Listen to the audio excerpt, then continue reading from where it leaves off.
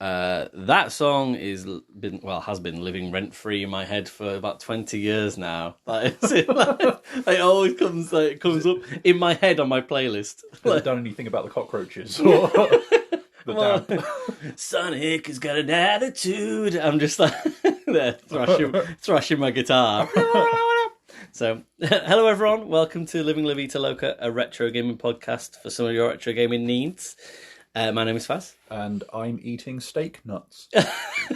Mr. Steak Nuts. That's rich. They are rich in steak. They're pretty good, aren't they? Steaky. Yeah. Are we like... It's two of my favourite things combined. We're reviewing... Steak and peanuts. I've just dropped that. We're reviewing KP Steak Nuts, so... Well done, KP. Yeah, I know. Pretty good. Good job. So, the reason that you heard that song at the start is because we are going... I've decided we need to talk about Sonic. Now... We have a Sonic problem. Yeah, kind of. I think we do. But I don't want to get to that immediately. I want to come back round to that probably at the end of the conversation today. But so many podcasts, video game podcasts, probably specifically, which make sense, have covered Sonic as an idea. We, on episode 18, something around about that, the late teens, we listed him as third in our video game mascots rankings, our top 10s. And recently, as of last week, BAFTA voters, whoever they may be, about 4,000 people, voted him as the fourth most iconic character in video game history, which feels like a lofty height to be at. So speaking about that list then, we don't have to delve into it and sort of be... You know, like, oh, is it right? Is it wrong? Is that Specifically, is that what BAFTA people sound like or speak like? Anyway, but it was interesting to see that list compared to our mascot list, which is a different list. But it was actually quite similar for the top 10. Yeah, wasn't far off. And I mean, like, I think we should probably explain, like, BAFTA, British Film, British Association of Film and TV Association, or whatever. Yep. However, 1 point. Yeah, like telly stuff. Yeah, basically. So, like, I think it was hardly a surprise to see how cinematic the list lent. Yeah. For my part, I was just pleased to see Kazuma Kiryu in there from the Yakuza and Like a Dragon games. When did he come in at, like 13 or something? Is it? Might have been slightly lower down than that, like later teens perhaps. I can't remember off the top of my head. But it was just nice to see that he got the nod, because he's a good example of why the BAFTA list was different for me, because I would never put him on a mascot list. Yeah. But I think as a sort of iconic character, to me, yeah, certainly. But a mascot, much as I would love him to be, and occasionally he has dressed as one. But no. You spent too much time. Story for another time. Had too much of a good time. Yakuza I bloody love the Yakuza games. I do. They're great. But that isn't. But at the same time, like you say, it is a different list. But it was. We were very close in terms of what we had. I think like 8 of the top 10 were kind of things that we put in as mascots, and one of them was part of the episode, which was Sackboy. That is in. So they had Sackboy as high as number 5. So I haven't got it in front of me, so I'm just going to try and remember off the top of my head. Lara Croft number 1, Agent 47 from Hitman number 2, Pac-Man number 3, Sonic number 4, Sackboy number 5, I think it was, for their top 5. Now, I was really... The only thing that was massively different from our list was we had Pikachu vying with Mario for sort of number 1 spot at the time. So I can understand why they maybe wouldn't say an iconic, and I guess from the point of view where you say filmic or cinematic point of view. Filmic, you taught me that word this week. Thank you. You're welcome. I thought I'd use it as an ode. It was nice. And then point it out. And here we are. And then, so yeah, Pikachu, not in, it was like 13th, they was 13th, which I thought was still a bit low, I think, even from a cinematic point of view, because you've had plenty of TV and film, you know, Detective Pikachu being quite a big film as well, and it's not as if Pikachu hasn't made a lot of money in the TV screen or the film screen, is it? Do you know what I mean? So I found that a bit like sort of rich. I did wonder if perhaps because of your kind of your 47, your Lara Croft, and the sort of Sony characters being quite high up, or Sony adjacent characters, I did wonder if perhaps there was a bit of a kind of generational thing, and like a lot of people that were voting had been playing like PS1 games in their youth and stuff like that. Whereas I think if you go down that route, you could argue that we might be slightly older because we were there for like the sort of SNES and the Mega Drive kind of era. Yeah. So for us, the sort of iconic ones of our youth would be Sonic and Mario and all that. And I can imagine that with BAFTA, you would have a bunch of people who, you know, fondly remember PS1, PS2 from their childhood, and then at the other end of the scale, you would end up with the people that remember Pac-Man from their childhood and stuff like that, and you might not have much in the middle. But that is a sweeping, completely unfounded generalization. But which we're here to make, so it's fine. Well, I don't think they've. You know, it would be really interesting to see, and I don't think they've released it. I'd be curious to see what kind of demographic information for the people who voted they had, just purely out of curiosity, because like looking at the list, it feels like a list that would be one that would, well, like we said, would be very, very close to mine, but crucially, like quite different in some ways. Yeah. And I would love to know why that is, because I think the list turned few heads because of how high up 47 was.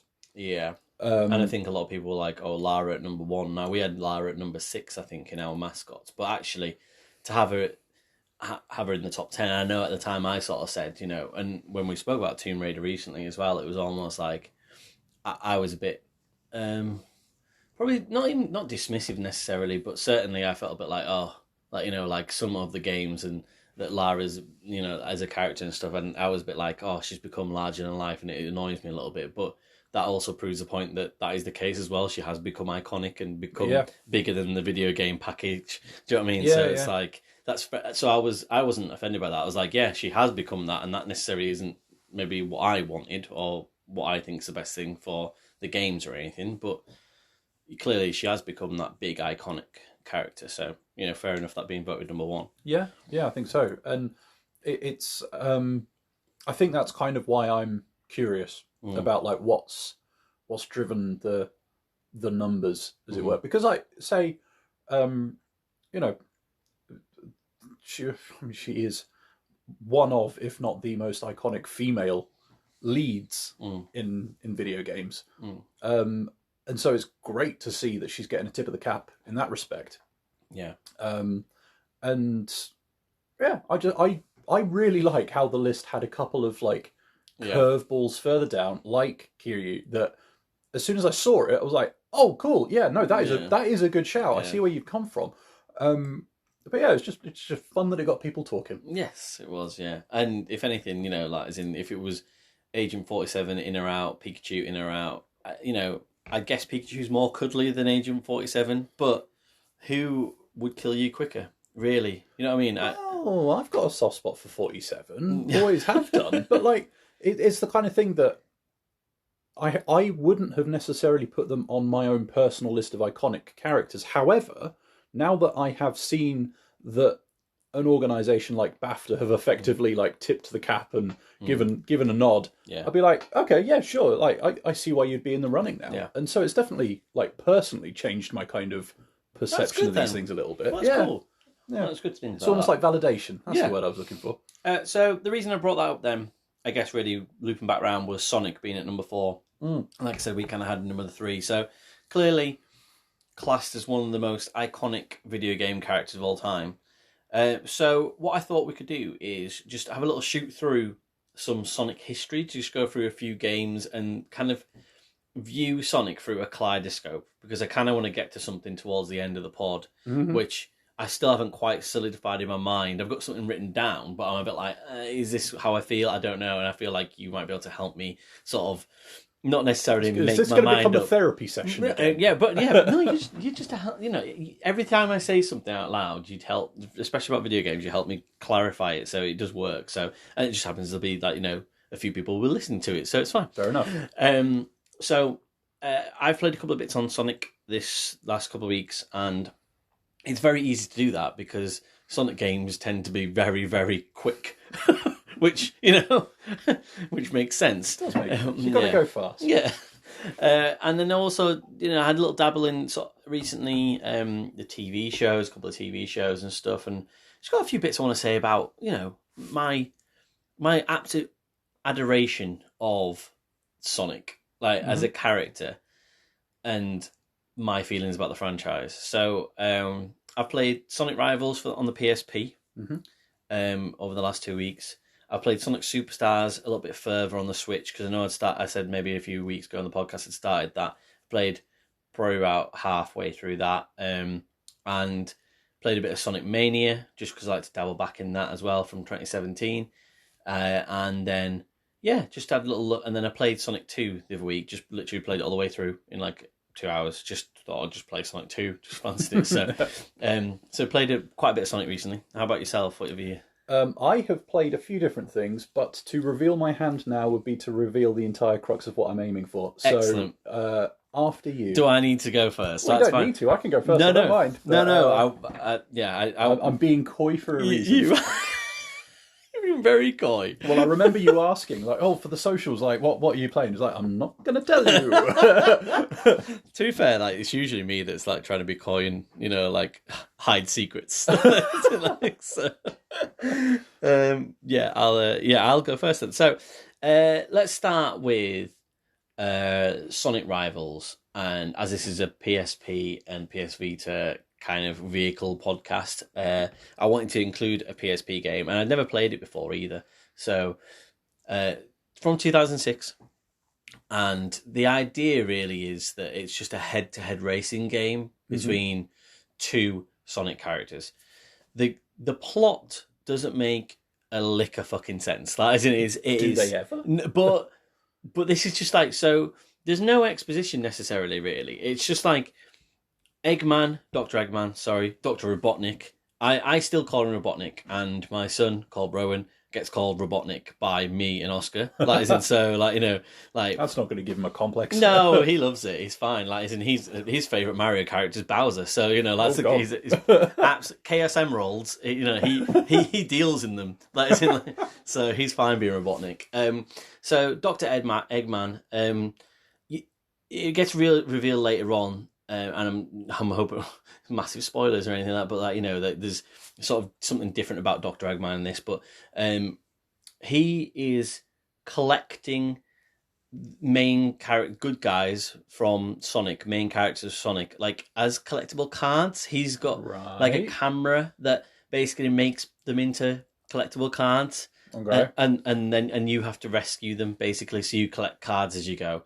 It's such bullshit. It's just like that gets explained to you in text form as well. So it's not like there's any sort of cool FMVs or anything. Like, there's no real sound effects that are Sonic giving any shade or anything like that. No being cool, giving attitude or anything, or Robotnik sort of like with a cool riposte or anything like that. It's just like, it's just text, and then you'll kind of get like a sound effect from like, Robotnik will be like, ha! And Sonic will be like, hey! And that's it. Like, it's in every page. That's chewed. Yeah. Which I believe is the parlance. Yes, I mean, well, it's as much chewed as you get from this game. So the four playable characters are Sonic, Knuckles, which completely, you'd expect a Sonic to be in a Sonic game, and Knuckles, he's become, I guess, that iconic character beside Sonic as well.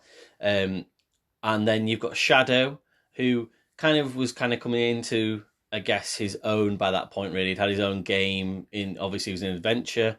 I say obviously like I played them. I haven't. They're meant to be amazing. But Adventure and Adventure 2 on the Dreamcast. And then he had his own game, which was not necessarily well loved. And then he kind of became a bit more of a cool, edgy character that was like, if we don't have a proper game just about Shadow, then he's fine to have around. It's just, if it's just about Shadow, it's not great. And then there's another character called Silver, and Silver was from the notoriously bad, which I've never played, because why would I play something which is so apparently broken? I can just read about it on the internet and just feel like akin with people. The Sonic the Hedgehog 2006 reboot for the PS3 era. So yeah, there's your four people. A lot of spines, a lot of hedgehog, Yeah. You know what I mean? Like, it just feels, bunch. yeah, it doesn't feel like I needed that many hedgehog, or that much hedgehog. That is a lot of hedgehog. I can't stop saying it now. Yeah. A lot of hedgehog meat. So it could have done with a few different characters in there. The mechanics of the game, it is a 2.5D side scroller that kind of goes a bit 3D every so often, and you are both racing along the same track. There aren't really too many different variations on where you can go on the track, so it kind of follows a similar sort of pattern. It's really rubber bandy. So just to explain what that means, it is that if you get too far ahead of your opponent, they seem to just be able to come back any point. Like, as in, you could literally be miles ahead of them. You could have. So in this game, you get weapons that you can use against them, much like Mario Kart. There's only like 4 or 5 different variations, but if you get near your opponent, you can hit them with, I don't know, like a bolt of lightning or something like that, or you can make them dizzy, hit them in the back of the head, and then that slows them down for a little bit. But then they just seem to come back. They are relentless hedgehogs. That is, in they're just like marching towards you, and it doesn't matter what you do. However many times, and I'm going to got to use the parlance, blue shell them. However many times you blue shell them, like, if you do that, they just keep coming back to you. Now, if you get blue shelled, like if you get hit by a weapon, it seems to be that you're knocked out and there's no way of catching up. Pretty much, it's like ridiculous. Like, it's such a difficult, like, frustrating game to start off with. Even from the first level, there was a couple of times where I got to within what I would call an inch of the finish line, and Knuckles. I was starting off as Sonic, and Knuckles was on another team, which, of course, it's never really explained. I should have explained this at the start, that it's never really explained. Like, as in, why you're racing against each other to get to Eggman. Like, as in, you've all got your own... Yeah. Do you know what I mean? You've kind of all got your own mandate, and everybody, they're all kind of good guys, except Shadow, who is kind of a good guy. Morally ambiguous. Yeah, exactly. And they're all racing to get to Eggman. And the idea at the start of the race is always like, oh no, I'll get there first. Let's race. And I'm like, right, okay, this doesn't make... What? Like, what are you talking about, you idiots? Like, it's just so frustrating in that sort of sense. And then, like I said, it got about in the first race, like 3 times within an inch of the finish line, and Knuckles would then just pull out a weapon and kill me. And I'd be like, oh, well, there's 4 minutes of my life just like wasted, because it was like, which I get that games are meant to be hard, but it just felt like it was just like, haha, like, like, and you can't get to the finish line now, and it's like, I was miles ahead of you, and now all of a sudden I'm just like, I'm getting beat, and it's just so black and white with its result. Yeah. And you don't, and then it's of that era where it felt like this for me for some while, that it wasn't like, oh, have another go from this checkpoint or something. It was just like, oh no, just start again from the race. And it's just like, and you've not really gained anything or built anything. You've not really gained any experience, because there's so much random shit happens to you that it's not like you can get better at it, really. You're not gaining anything from doing it again. You're just going to either get lucky or not. So, which is really, really frustrating as well. Just like, this is a general thing for Sonic games. And I did say at the start that I have an adoration for Sonic. And earlier Sonic games, this is something that's always been a problem for Sonic games, certainly, is obstacles and how fast you collide with them. Yeah. It's always going to be the case, though. But it is really frustrating still when you've, like, I don't know, in Sonic 2, for example, you've gained 134 rings and you run into a shitty spike out of nowhere, and you know the developers have put it in there to be like, oh, fuck you, mate. And you're like, no! Fuck you! They were my rings! And then you try to grab them all, you try to hoard them back, and like they're bouncing around the screen. You're like, oh, I've only got like 17 back from the 130 that just spilled everywhere. And this game's similar. That is, in there are just random jumps and spikes that, especially on what I would say, it feels like a bit of an underdeveloped game on the PSP. It feels like one of those spin-off games, no pun intended, of Sonic, where not everything has been put in. Everyone's heart and soul has been put into that. It's almost like let's just get a Sonic game out on the PSP. Sonic by numbers. Yeah, and it's like so the collision detection isn't great as it is. So if you're trying to run at speed against a relentless enemy who is hunting you down at all times, rubber banding their ass towards you, and you're trying to land that last spring perfectly, and you think you've hit the middle of it, and it's like the Lion King. You're like, oh no, you must have missed by a pixel or whatever. And you're like, yeah, that wasn't great, was it? And it's just like, So yeah, those random obstacles are made doubly hard in this game, I feel like, because it just doesn't feel like it was necessarily given the love and attention it should have been. There's a couple of redeeming features. The boss stages are a little bit fun and different. So, for example, you kind of like fight against your rival who's trying to defeat the boss at the same time that you are. So you kind of like trying to get points quicker than them, which is just and it's not a necessarily like a race around a 2D sort of side scroller. It's something different every time. So, for example, the first boss, which is easy to describe, is that you're running around the boss and trying to hit its head or hit its tail, and Knuckles is trying to do the same thing at the same time, and that feels like it's better fleshed out almost, and it's almost like they've kind of went, oh, we have to actually think about the boss battles, so therefore these will naturally be better because we spent some time doing it. Well, they started with that and worked backwards. Yeah, maybe, yeah. So, but in general, yeah, there's just not a lot there, really. And to think that at a time when Sonic would, as a franchise, was probably at quite a low ebb anyway, to then put this out and have this as you know an opportunity to have a grasp on a handheld, that is it is a Sony handheld, not a Nintendo handheld, and you could have kind of cast across Sega on both of them and brought Sonic across, and you've kind of flubbed it. It does sort of feel a bit bitter in the mouth, really. So, it really kind of quite disappointing, to be honest. The only thing that I can use, I guess, as analogy for what I feel about with this game is that at one point I just literally completely fell out of existence. Like I was racing and Sonic just disappeared and quite far into a level. Like it's in about 3/4 way to a level. Annoying. And he just went, and there's just the level there, and Silver was just running past kicking my ass, and I'm like, where have I gone? And then I was like, I wish this game would just fall out of existence. Yeah, not many redeeming features.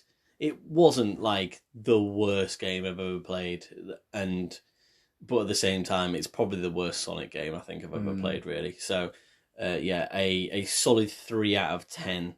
3 out of 10. Just because it was okay-ish in some bits, a little bit, the boss battles, and when you kind of did sort of ignore all the bullshit about collectible cards and the weird story and like all the difficulties you get with fighting your rival, you did kind of get a slight feeling that you're like, oh, I have got a rival here and I do want to beat him and I do want to do this, and when things went right, you're like, oh, actually this could be a good game. It just isn't. Yeah. So I mean, according to our scoring scale, that is worse than every single PS1 demo disc we've played. Yeah. Does that sound about right? Yeah, that's probably fair. Yeah. Parappa the Rapper was a game that I gave 3 out of 10 but Parappa the Rapper was, and the people who haven't listened to that one will be like, what, Parappa the Rapper? Blah. The Parappa the Rapper PSP port, which felt broken because it just that felt broken. So therefore, it probably isn't in and around. It isn't as broken as Parappa the Rapper, but it's kind of getting towards that way actually. Oh. So yeah, that was my Sonic the Rivals dabble. Do you want me to continue, or do you? How are you feeling? I do want you to continue. I do. Oh, God. What is happening here? I feel really threatened by what It's fine. Don't worry. I'm just going to sit here, listen to you, and eat your steak nuts. Okay, fair enough. Right. Let's continue then with the video games. Sonic Superstars. Recently out on the Nintendo Switch and PS5 and PS4 and all the new consoles generation. This feels like Sonic Team trying to make this generation's Sonic the Hedgehog, or kind of like a bit of a soft reboot again. So almost them trying to put in that first Sonic the Hedgehog of 2006, where they've kind of gone, oh, we can still make Sonic relevant for today's gamers using the same mechanism that we used all the way back in the early 90s, and just kind of freshen it up a little bit. This is sounding cynical. Cyclical. And cynical, yeah. Kind of, but it's no, so I'll just start off with, it's nowhere near as bad as Rivals. So that's good. It is probably, I'd say, it just feels like nothing's moved on. That is in so, and it feels like Sonic Mania in 2017, which is getting on now, I guess, really. God, 2017. I know, yeah, is a better game than what this is. So, let's have a think about breaking the game down, really. You start off with this beautiful artwork introduction video, which looks just like Sonic the Hedgehog cartoons from the early 90s. It is incredible. It had me feeling all sort of way. Like, I was just like, wow, this is great. And then I kind of got into the game a little bit, and you can play this multiplayer, which is great. And Sonic has always struggled with multiplayer, I think, because of the speed of the game, and also because it's just like, if you think back to Sonic 1, 2, 3, Knuckles, etc., like, if you're trying to run as fast as you possibly can, really, to get through a level. You know what I mean? It's platforming, but not really. That is, it's almost like at all times you're trying to make your way into the ball, into your spin dash ball, because that's how you know you're going to take out the most enemies and get through a level quick enough. So, trying to get 4 people onto the same screen, not split screen, the same screen, doing the same speedy actions is literally impossible. Like, as in, you lose your multiplayer partners constantly. Like, it doesn't, like... And so I played with my son, I played with my wife, and, okay, we've already established that they're not necessarily the best gamers, but I tell you what, Oscar's becoming a hell of a lot better of a gamer now, and he's been playing Mario Wonder for, like, nearly 6 months now, and he can do it by himself now, pretty much. Apart from the harder levels, the 4 or 5 star levels, he can pretty much do Mario Wonder, and he's become really good at that. This just it was impossible. That is, it wasn't his fault. Like, the way that you are brought together when you're playing together is that you have to be on the same sort of screen. If you go away from each other, you just disappear off the screen, and then you return as a ghost that comes back, just like in Mario Wonder. But it just doesn't work. Like, and it kind of doesn't. It kind of swaps perspective between the person who's leading at all times. So it's like you never really work out who's leading, therefore who the camera should be following. Yeah. So there'll be a few times actually where I would be going through the level, doing the objectives correctly, going the right way, and I guess doing the right thing, and my partner, whoever that might be at the time, wasn't. But it would jump back to them, and it effectively kill you and bring you back to them. And you're like, what? Like, that's ridiculous. As in, surely I was the one doing the action, but then I guess the game would never be able to work out how that is the case. It never establishes a lead person or an action you should be doing for that to be the case. And for a game that feels like it should be really geared towards multiplayer, and in a week where BAFTA again have awarded Super Mario Wonder Best Multiplayer Family Game, you can see why this is such a pale imitation of it, and it does such a poor job of implementing what it should be good at, which is that sort of 4-player. You can tell they're just trying to copy it. They're just trying to do a copy of it, and they've done a really poor job of it. Performance-wise as well, the game it actually lagged at what that is, and this is on the Switch, but I was like, oh my god, 2023, this game is lagging on me. It took like 20 seconds between Carnival Level 1 and Carnival Level 2 just to get through the loading screen. And I was like, are you kidding me? You could see it literally whirring away, churning. And I was like, I can't believe this is actually, and it didn't really affect me at all. I was just in shock that I was like, wow, this is really working hard. So that was quite funny to sort of see. The levels as well, so they've got really cool level design, so there are probably to every single level 3 or 4 levels you can go up, and the higher you go on the level, the quicker and more you're flowing. You can tell they've built that level design really well, but they're so long. They're 10 minutes long. It's a Sonic level, it's meant to be it's like they've just kind of thought, well, we'll have to make them as long as possible because today's gamer like expects lots of value and lots of content and doesn't want to be through a game in 2, 3, 4, 5 hours, which is fair enough. That they're probably right about that, but they've just elongated levels so much, and you're just doing the same thing over and over. Like you're just spinning down a pipe, or and I'm probably speaking out two sides of my mouth here. They're really cool level designs, but once you do the same thing, like once you go along the same vine, skate along the same vine 15 times or whatever, it just becomes like, well, this is a cool thing, but I'm doing it again, and I'm doing this again, and it's just, like, it feels like they've just really elongated levels. And the boss battles are really convoluted compared to what they used to be in terms of Sonic games. Like, and I get that they're trying to build something into it, but it feels like it takes a long time just for a boss battle to develop to the point where it's like 3 or 4 different sort of component parts, right? And it's not just here's your boss battle against Ropodnik. So, I'm trying to think of more redeeming features. They've included the bonus stages from Sonic 1. I don't know if you can cast your mind back and remember where you kind of get the rotating stage where you're in a blocks in the sky and you press almost like a pinball kind of thing, but not quite. Yeah. And you like a slot machine thing. Yeah, and you hit certain blocks and they'll rotate you in different ways. If you knock certain blocks out, then you'll end up falling out of the stage. They've basically put that back in. Exactly. But this is the thing, though. It's an exact copy, really. It's just they've kind of done a couple of different tessellating parts to it, but it's still borrowing very heavily from that. And they've done it really well, but it's like, well, but that wasn't really yours, was it, in the first place? I mean, it was Team Sonic's, but it's like you're just literally copying Sonic 1 here. And all you're making me do is feel like, this is really good, but it was Sonic 1's first. And they kind of put a cool little mini game in for getting the Chaos Emeralds.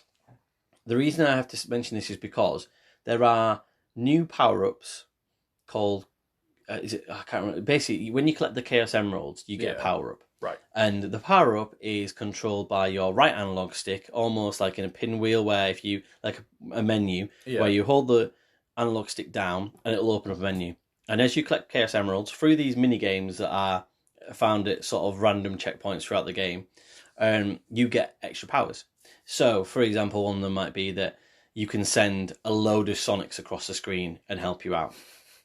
And then you can use one of those every checkpoint, which is a cool idea because it's like, okay, fair enough. I can use it again here. I can use it again here. Completely pointless. Like, as in, you never use them. Like, you're too busy trying to go fast. Got to go fast. Like, as in through a stage to even comprehend or think, oh, I need to use that now. The only time you can think about using them is in a boss battle. And it just completely clears the boss out for you. They literally just nuke the boss. That is in, you're not even doing the boss anymore. And only by accident did I realise this would happen because I was fighting a boss and actually I was kind of struggling against it a little bit because it was one of those long bosses and it was like, oh, I'd get like 3/4 way through the battle and then I'd die and I'd be like, oh, it's really annoying. I haven't got enough rings to survive. And I'd be like, so I died a few times and then accidentally I pressed the right analog stick down, picked this nuclear option of lots of Sonics running across the screen all at once. So it just took Ropodnik out. And I was like, oh, I could have just done that about 15 minutes ago. And also, what is the fucking point in that? Like, it was just... And I never used them. Never used them in normal game mode because, like I said, it's just, you're moving around too quickly and it just doesn't feel like you really need them. One of them is a power where it helps you see things that isn't... Basically, secrets and Easter eggs and options. So I tried using that a few times, and there was barely any Easter eggs or secret options anywhere. Like, I was like, so this seems like a very specific power you've given me for a very specific reason, and I can't quite work out where that is yet. So yeah, the character-wise as well, you can play as Sonic, Tails, Knuckles, and Amy. Amy Rose is meant to be Sonic's, I guess, love interest. But again, this is kind of coming back to Sonic the character, and this is probably me thinking way too deep into it. Sonic's meant to be, I guess you almost feel like this cool sort of late teen kind of guy. Sonic and then Amy is drawn in this as almost like a 3-year-old, like as in sort of 3-year-old hedgehog. It's a bit weird. Do you know what I mean? She's dressed like she's like a 3-year-old sort of child, and to me, I might be the only person in the entire world thinking about it this deep, but I'm like, that's weird to me. Like, as in, like. But on the flip side, Amy's probably my favorite character. Like her sort of ability, her spin with the hammer in the air ability is a lot of fun, and it's just different from what you've kind of used if you've used Sonic, Tails, or Knuckles for so long. I mean, Tails' flying ability. Oh, you could just pick people up and fly through the level. I'm like, and then so I'm trying to do the level properly. Oscar, my 6-year-old, just picks me up as Tails and starts whiskering. Look at me, Dad, I can fly. I'm like, get the fuck off me. I'm like, trying to do this I'm like, and then I'm like, I'm not blaming you. Who designed a game where you could just hack through it with Tails just flying through? So silly. Yeah. How do I feel about this game? And how would I, give it an arbitrary number out of 10? I can't recommend this game more than playing one of the original Sonic games or Sonic Mania. But it's, and I know I've slammed it quite a bit here. It's a 5 out of 10, middle of the road, average game that I think that I feel like we've been whittled down to by Sonic Team and Sega, almost to the point where it's like, this is what you should expect from a Sonic game now. And you're like, and if you've played Sonic over the years and you love it as much as I do, you kind of go, this is what you're shoveling to me now. And I'm like, but then you kind of go, I guess this is kind of what you're shoveling to me now. Then you just kind of go, yeah, possibly. Fair enough. Then I guess it is Sonic, and it's kind of okayish in parts, and there is cool level design, but I just kind of felt like nothing made me want to stick around. Like, it was one of those games that, like, I was trying to play through, and I was like, I don't really want to play through this. And that's how I ended up just going back to play Sonic Mania, because I was like, I've played it before, and I was like, all the cool level design bits that are in Sonic Mania are what's in Superstars, basically. It's just all borrowed. It's just all borrowed bits from the best bits of Sonic and they do it poorly. It's a poor performing game. And you're like, and then I saw the reviews for it. And at the time, this is why I picked it up. It was like, they were all like quite positive and like, yeah, it's pretty good and stuff. But like, it felt like everyone was dancing around the issue of like, it's just like, you do realise they've just reskinned Sonic, but skinned it badly. They've just reskinned it from years and years and just kind of went, have it again. And it's like, well, yeah, great for the new generation. It's like, well, yeah, but it didn't even perform that well. So, yeah. I'm allowed to stop talking yet? Or do I need... I don't know. Have you got any more games? I haven't got any more games. Okay. All right. Just play... Yeah. I can wait him. Yeah. Please do. Yeah, no, that's right. Okay, so I went on a journey. Drop me pen. Cool. Went on a journey with this because, like we've kind of touched on already, when it comes to Sonic, like, what the fuck can you do that hasn't already been said or done when it comes to the games? So I tried a few different things. None of them really stuck, and then I finally settled on something that I am going to talk about. However, in the interest of getting the chaff out of the way, and the fact this is Sonic, we've got to go fast. I'm going to review 5 games in 10 minutes. Wow, brilliant. I have not rehearsed this. You set a timer. I'm setting a timer. Yay! I haven't rehearsed this at all. I only thought of the idea when you started talking. You were like, why I made you talk. Just need to and I need this time to like work out what I'm doing. I'm filibustering. And I haven't got a plan. And then once I've got them out of the way, I will talk about the thing that I actually want to talk about, which will still be quite quick. Okay. Because I've not had much time to play it. Because I've been playing other Sonic games. Right, okay. So, timer is going on now. So, first up, Sonic 3 and Knuckles. Sonic and Knuckles was the game that I had when I was a kid on the Mega Drive. The title screen, all 3D and incredible, like always hits me in the nostalgia gland like nobody's business. However, doesn't have a save function. So I'm really familiar with like the first 3 or 4 stages, and then after that, just nothing, right? So Sonic 3, you can plug into the top of it, and it kind of creates the full game. There's a whole discussion to be had about like, oh, hey, I guess that's like a console gaming expansion pack early example type thing or whatever. Ultimately, it's more of the same. It could have been on a separate cartridge and it wouldn't have made the blindest bit of difference if they put a save function on it. So my plan was originally go back, finish that, because I started playing it last year, got a long way through Sonic 3 and Knuckles, the kind of complete package where you get all three of the characters to be playable, you get a save function and all that stuff. My cartridge broke. Didn't break. My battery died, so the save file's gone. Okay. So I was starting over again. And, you know, didn't have a terrible time with it, but very quickly, like you said about like, oh, well, you've got to go fast through the levels, haven't you? It's like, actually, no, that's kind of not the case. Like, they will kill you if you go fast. Like, you need to go slow. You need to slow down, my friend. But I do distinctly recall being, like, timed out on quite a few of the levels. Like, 10 minutes and you lose a life and stuff like that. And I can't help but feel like at some point you kind of go, well, it's not me, it's you. And some of the stages are quite puzzly. And yeah, it just, the more I was playing of it back in October last year or whatever, the less it was clicking, and the rose tinted goggles started to fall away a little bit. I was like, okay, cool. Let's draw a line under that. Like, it is great. I'm not disputing that. I'm not going to give any of these scores. There's no fucking point. I didn't play it long enough. But let's move on. So, Sonic Mania, I picked up next. I was like, okay, yep, I have a working save file for that. Turns out I got quite a long way through it. Picked it up again. It's like, oh yeah, it's kind of doing its own thing. But like you were saying about Sonic Superstars just now, like it's kind of rehashing old ideas and all that.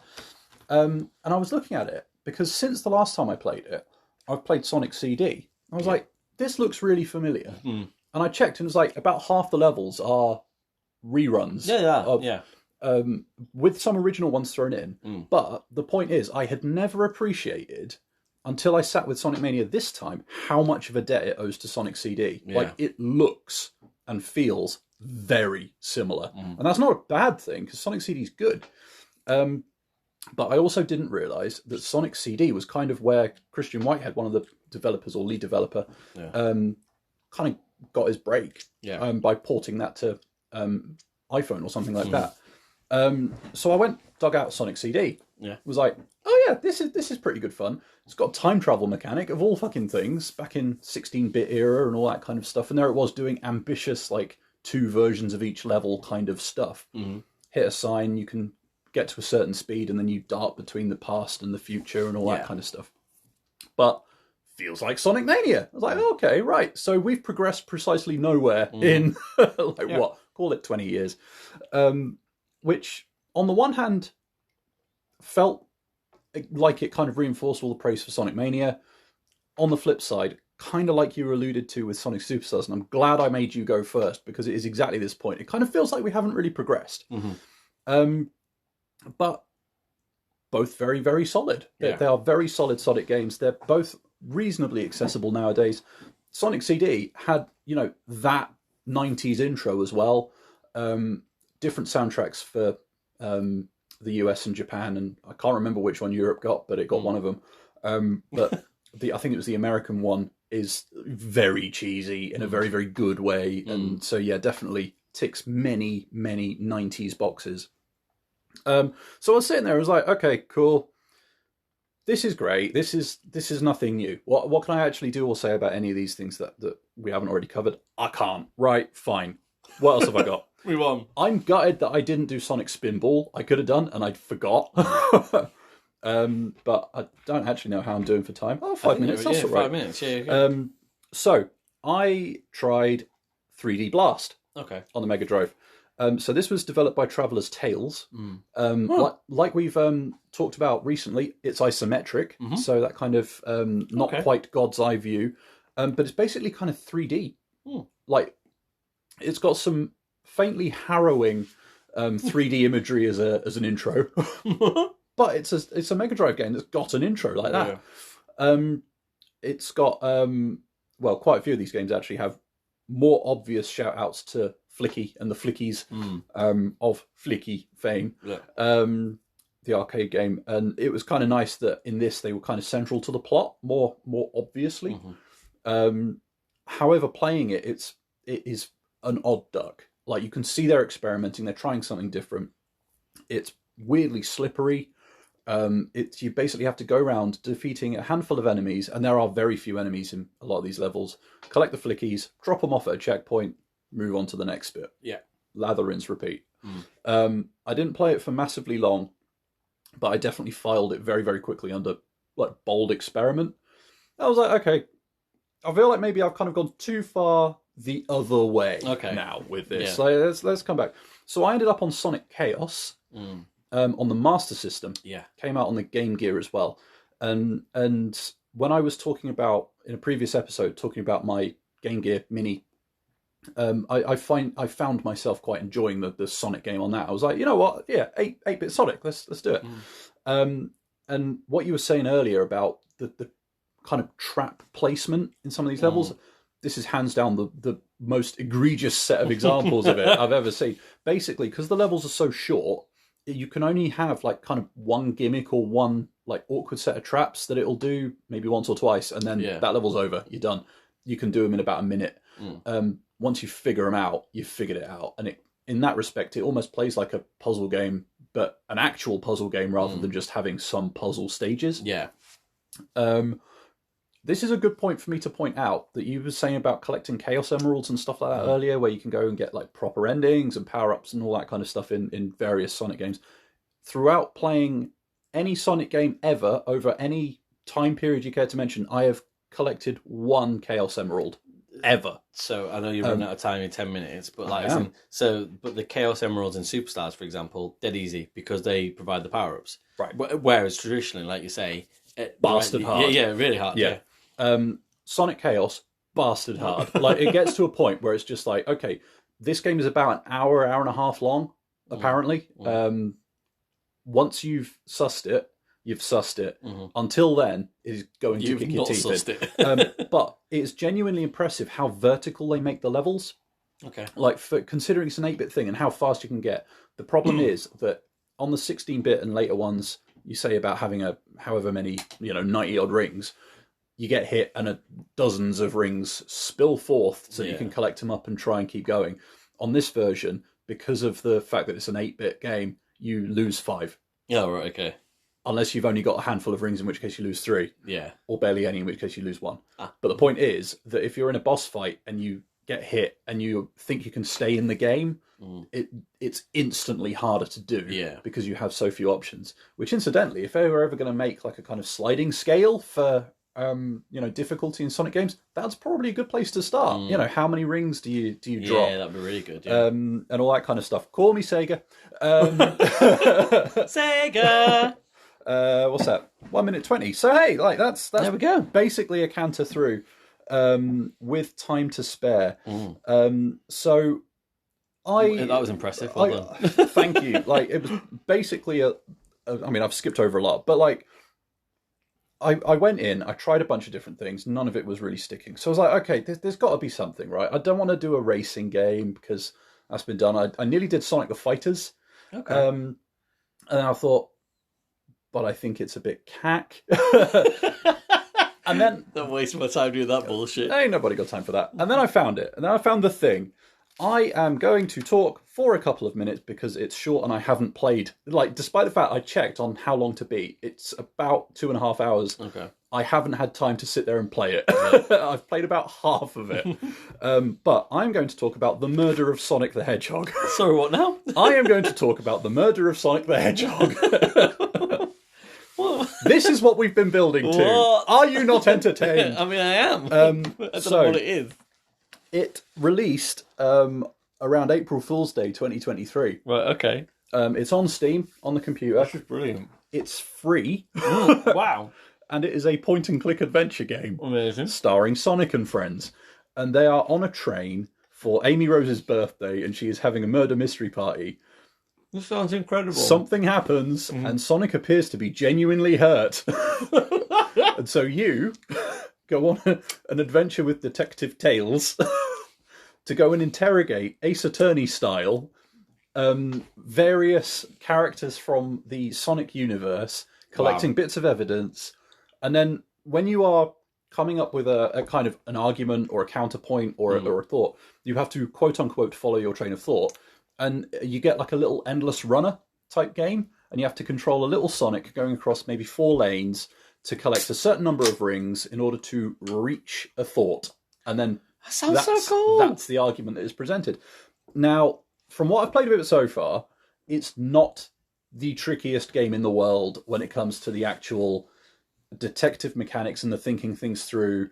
And I know we've talked about Ace Attorney and stuff like that before. Objection. You don't need quite as many like logical jumps or anything like that. From what I've played so far, it's reasonably straightforward, right? Oh.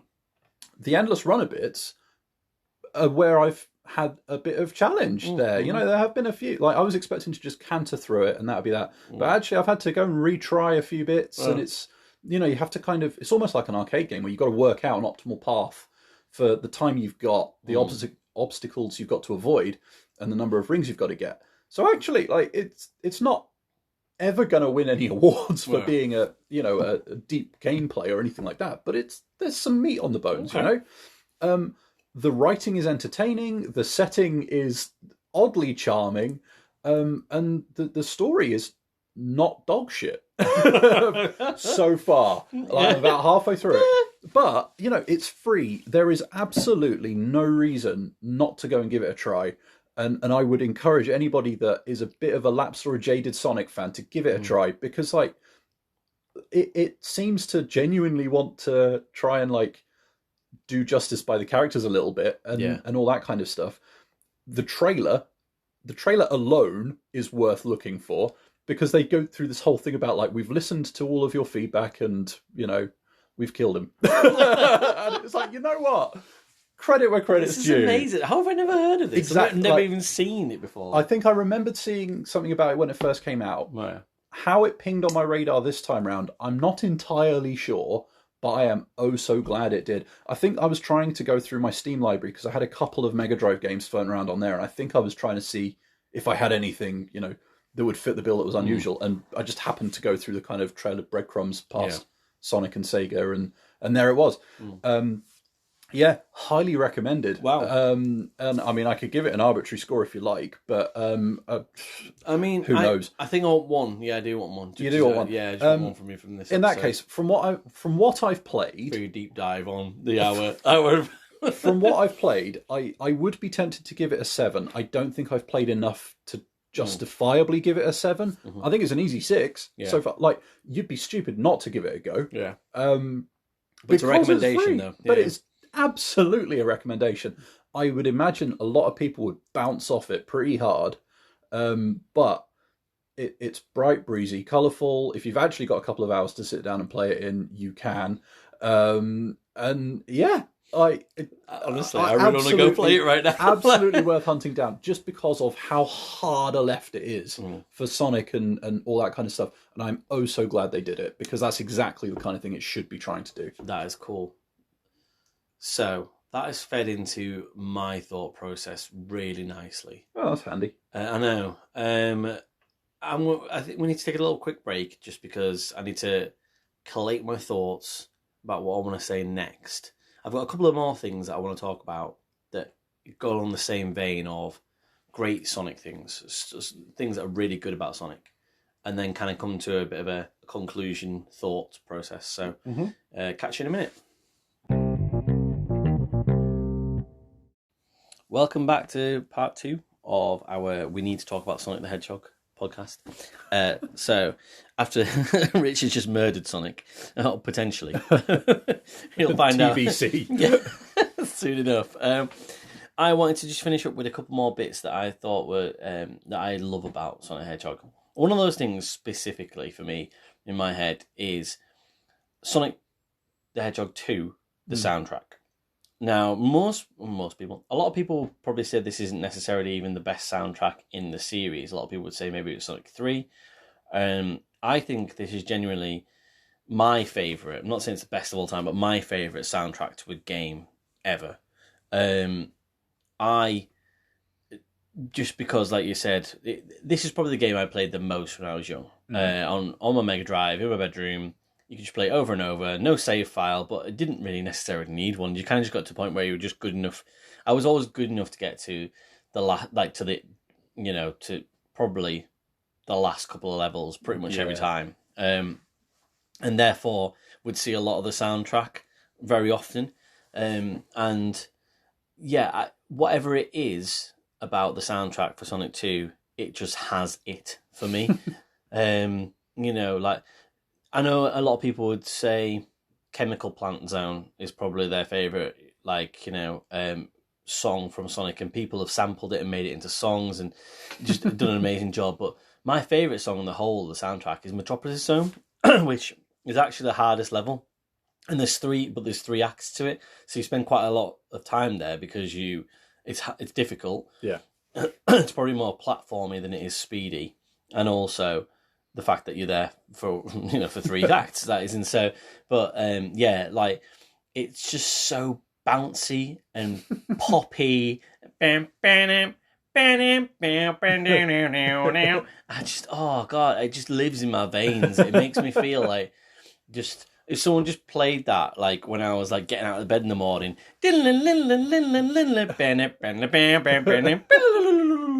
just like, I'd be like, oh god, this is amazing. You know, like, I never feel bad when I hear that song. Like, you know, but even, I think in the sort of my top sort of echelon from that as well is the special stage song, which, when you first hear that, because obviously you'll get to a continue point, say in Emerald Hill Zone, and the very first time you jump in there, and it goes din din la din din din din din bim bim bim. It's just like, sorry, this is terrible like podcasting, but it's great for me. We could easily include those songs, but it's better for me just to do that a lot quicker as well for editing.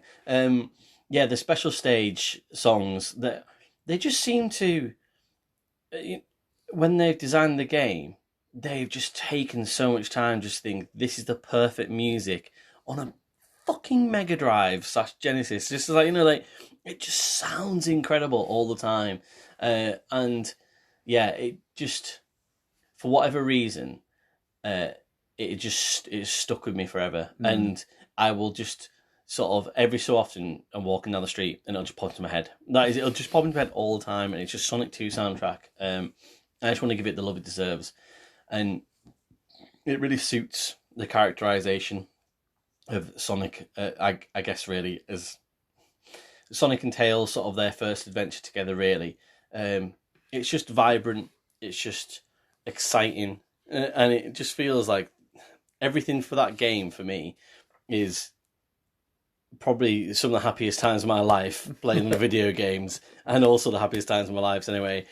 So, and, you know, and I wax lyrical about it because, you know, why shouldn't I feel so good about myself just thinking back to things? So, yeah, I just desperately wanted to get that in. If we were talking about Sonic the Hedgehog, that was something I wanted to say. And the other thing is just about TV shows as well. That I'd say most of the TV shows are how I expect Sonic to act as a character. So you don't get much characterization from the video games.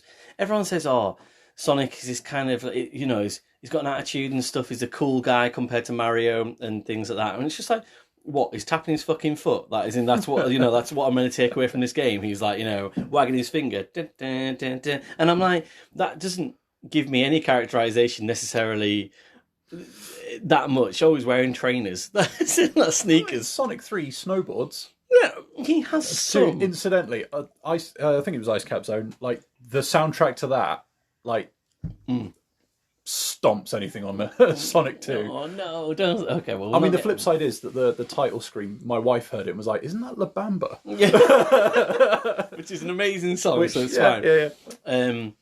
Yeah. So, but the TV shows, you really do, they've all got a different take on him, which is interesting, but he is a very good lead character to have in a TV show. Or, I mean, I'm going to be honest, for someone who loves Sonic, I've watched part of the second movie over my son's shoulder, but it looked pretty good. Do you know what I mean? But it felt like from what I've seen, the trailers and bits I've seen, it felt like maybe it was made for a younger generation than what I am. That's a very easy judgment for me to make without seeing it, but that's how it felt. And I'm not saying they won't be good, and I've heard really good things about Sonic 2 especially. And to be honest, I'm actually kind of excited to see Sonic 3 without seeing the other two, weirdly enough. So, but yeah, TV shows. So the Saturday AM original one, which you heard the soundtrack to at the start of the pod, really good. You know, I used to love watching that. And the ones I've watched recently, Boom, and Prime, which are the Netflix ones, effectively the sort of more CGI newer versions since 2014, I think it is, and Prime's just finishing up this year. Actually, it's the last series on Netflix now. Don't get me wrong; they're not the best TV shows in the entire world, but Boom's brilliant. It's like it's genuinely laugh out loud funny. Like, as in, the characters in that are great, and then that's just kind of like knockabout sitcom fun. That is with Sonic and Tails and Knuckles, and and then Prime is more serious. It's almost like the Marvel universe take. That it's literally it's an actual copy. Like, as in, there are just shards of Chaos Emeralds going around in something called the Shatterverse. Like, it is it is a piss take how much it is like that, but they do a pretty good job of it actually. There's loads of like all the different types of Eggman, Ropodniks. Like, as in, they're all different age groups of Eggman. There's like 5 or 6 of them, and they're on this Council of Chaos, they're called, and it's pretty good. So yeah, hang on, Council of Chaos, isn't that like a bit of an oxymoron? Yeah. Yeah. Well, isn't I think it's organised chaos. Isn't all of Sonic an oxymoron? No, probably not. No, I don't know. Don't know what oxymoron. No, I do. So yeah, the TV shows, and this is the reason I want to comment on them last, is I think they do a really good job of fleshing out the character of Sonic the Hedgehog and it actually matches my expectations of what I thought it would be from the games when I was younger. Even though they all have a little bit of a different spin on it, they all seem to still come back to he's that dependable, reliable leader, but he's cool as fuck. Like, he's a cool character. Like, I would want to hang out with Sonic the Hedgehog in any of those iterations. Sonic X, even that's like the anime version of it. I think that would probably speak to you the most, actually. If you were going to pick up any Sonic TV show, I think X would be the one that you should pick up. And yeah, even that which feels a bit more, I guess, on the serious side, still carries him as that almost that Indiana Jones / Han Solo style of character that I'd expect Sonic to be. Which brings me on to my point then. So this is I don't want to, say it's a hot take necessarily, but this is what I would want to happen for the future of Sonic the Hedgehog. I do not want there to be any more Sonic the Hedgehog games ever. I want them to stop making Sonic the Hedgehog games. I want Team Sonic to not exist anymore. I think Sonic the Hedgehog as a character is better outside of gaming than he is in gaming. I think that he is a better TV show, film character, probably from what I've seen, kicking about on trailers and stuff. I just think that the games have got to a point, and I think you were trying to make this point before, where it's almost like, how far have we come, really? That is we haven't really come that much further. Like, it feels like you could have done Sonic 1, 2, 3, Knuckles adventure games, and then stopped. If you look at the Mario franchise and you look at the Sonic franchise, weirdly enough, I think Sonic's brought out about 23 or 24-ish, depending on who you trust in terms of what they are, mainline games. And Mario has brought out about 23, 24 mainline games, which is quite funny, really. So they've brought out pretty much the exact same number of mainline games. I would say, if you go back and look at reviews of those games, 80 to 90% of the Mario games are really well received. Probably 40 to 50% of Sonic games are really well received, and of those games, I would say the ones that were well received were pre-2002, which just let Sonic go, leave Sonic alone. I know this is going to happen because of money. Yeah. Oh, that's an interesting thought, though, isn't it? Because, like, I think. What do I think? If you look at the franchises as a whole, it always seems as though Mario is one step ahead. Like, when it comes to... Funnily enough. Yeah, I know, yeah. Like, when it comes to innovating in the mainline games, but also even the spin-offs and stuff like that. Like, I know you've had Sonic racing games, which obviously seems like a natural fit, but, like, so many of them seem to come in the shadow of Super Mario Kart and stuff like that. The Sega All-Star Racing, like, Sonic, is quite good, actually. I think arguably Sonic was doing fighting games before Mario was, because Sonic the Fighters came out before Smash Bros. But look at which one stood the test of time. I think Sonic's in Smash. well, yeah, and that, and even like the Olympic Games and stuff like that. Once they were both in and all that. So like, it feels as though for a while now Sonic has been playing second fiddle, and I think you're right. I'm inclined to agree, especially because the recent releases of like the Sonic Origins collections and like the way they were handled and all that kind of suggests that even just re-releasing them, Sega are not really capable of doing. Yeah. Which is really worrying, because all they had to do was just make them playable. Granted, they'd already done that to some degree. They've done it so many times. That isn't it? It's been everywhere. It's been ported all over the place. And the best received Sonic game of the last 20 years is Mania, and it's not even made by Team Sonic. Yeah. It's like, and how is half that of it even isn't even new. Yeah. Like, but this is the thing. It's not like that happened and then they went, okay, cool, let's do Mania 2 and make it all new. Like that. Yeah. That could probably have gone somewhere and done something. But they didn't. Yeah. And I think the reason I don't fully agree with you, and the reason that I'm sitting here thinking, actually, maybe there's still some hope, is the murder of Sonic the Hedgehog. That is literally the only thing that is stopping me fully agreeing with you. But they got to make good on being able to feel able to go and properly do something unexpected and unusual with the character. Yeah. Which is, and it was interesting when you brought that up without me knowing about it, because I was a bit like, right, okay, that kind of does scupper a little bit what I'm going to say, but also at the same time, I feel like it reinforces it, because it's, even though it's a video game, a point and click adventure feels almost in a way like, as in, and I know it's not, but it's like, it's a different medium in it. It's character driven. Yeah. So I think it plays into what you're saying ultimately, because like Sonic has character, and why not use it? There's only so many hours anybody can sit and run right for.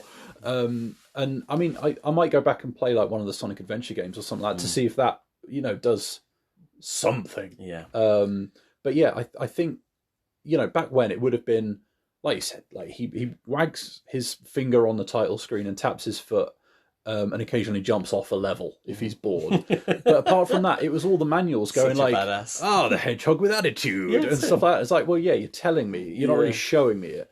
And I think that probably speaks to audience sensibilities nowadays as well, where it's like, well, yeah, we want to see some fucking proof of that, please, bitch.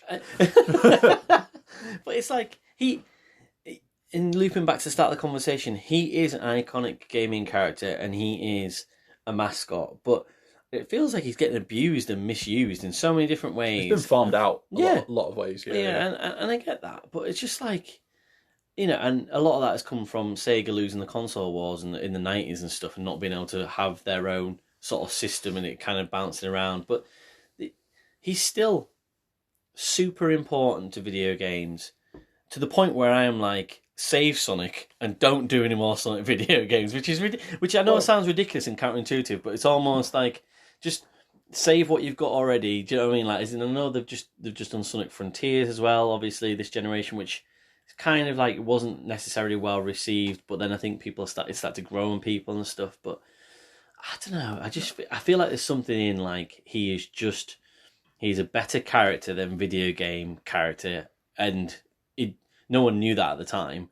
And that is in production. But like, and now people just like don't know it either. But I do wonder if, like, because you had Super Mario RPG and stuff like that, right? I do wonder if maybe Sonic could benefit from. And I appreciate Sonic Adventure may very well go down this route a little bit, but like, what if you did a follow-up to something like that and made it more sort of straight-laced RPG? What I'm thinking as well is, didn't we recently have that news that Sega were bringing back a load of old franchises and giving them a fresh coat of paint? Yeah. Like, maybe Sonic just needs a break. And, we'll bring him back in however many years' time. Like, we'll see how these this clutch of revived Sega franchises go. And I mean, look at Streets of Rage 4 and how well that did when they gave it to an independent developer. And I do wonder if Sonic Mania kind of started this way of approaching some of Sega's franchises. But I wonder if, you go down that route with Sonic a little bit more and you let an indie developer do something crazy with him and see what happens. Yeah. And there's loads of games that we've not even mentioned at all in the slightest over the... Like, as I said, there's like 24 mainline games, all the spin-off games and everything like that. There's tons and tons and tons of Sonic content over the last 30 years. Like, I think about Sonic Colors that I played on the PS2 and stuff. I think that was like the first 3D game after Adventure, for example. And it's just like... But the reason is because they're just mostly so bland or nothing to them, or... Sonic Heroes, sorry, I've represented that game there, because I think Colours was kind of better reviewed than like the Wii or something like that. But it just, it just shows you, I think that just there's a lot, and I think you made a really good point there, there's a lot of Sonic content out there, but none of it's really cracking the flags, none of it's amazing. Yeah, and I mean, like, you had that game where Sonic would become a werehog and stuff like that. Yeah. I was like, okay. Unleashed. That's it, yeah. But, like, that's the kind of idea that I think that Sega could have been really brave with it and gone, right, we're going to make this an 18 rated M. Do something. It's going to be dark and it's going to be violent and it is not going to be for kids. But like, I do wonder, like, it's an extreme example, but I wonder if that's the kind of thing they need to start thinking, like something that Mario could never fucking do. I just got a vision of like Sonic in Manhunt. Like why not? Like let's fucking see this do plastic bag you've dropped down Emerald Hill, bitch. I want to fucking murder you. But like, in all seriousness, we've got the murder of Sonic the Hedgehog. Sure, it's a bit of a sort of nudge and a wink and a kind of, all right, fans, we see you. Mm-hmm. But, like, why not go, like, see where that train of thought takes you and all that kind of stuff. And, like, like, Mario has been consistently great and innovative over the years. Sonic, let's face it, hasn't. So why not really shake it up and, like, see how far you can push it? Because he's stagnated. Basically, and that's why having a freebie like the murder of Sonic is simultaneously like great because it's free and all that kind of stuff, but on the flip side it does give me a glimmer of hope that maybe someone somewhere close to that character is willing to take a bit of a creative risk, and I think that's what it needs. Cool. Well, I mean, I just want to finish off with just to say, look, I love you, Sonic. I really do. I just want better things for you. I just really do. So here's to better days, Sonic. Here's to better days. Right, thanks for listening this week, guys. We'll see you again soon. Cheers.